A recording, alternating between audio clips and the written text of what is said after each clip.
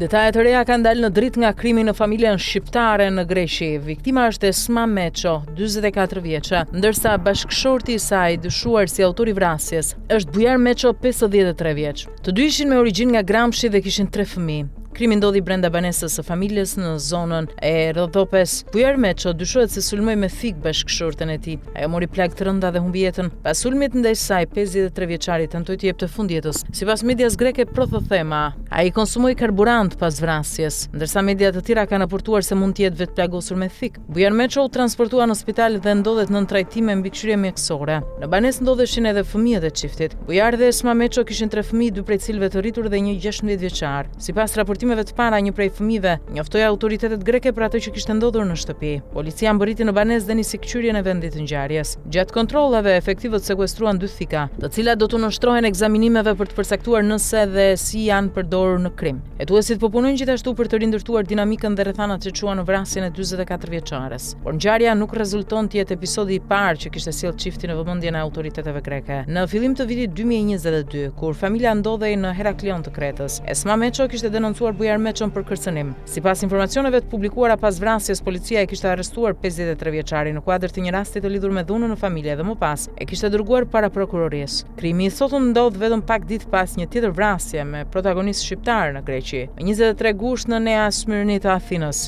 48 vjeçari shqiptar Eltina Almunça vrau me armë 45 vjeçaren Lulieta Obzova dhe më pas i dha fund jetës.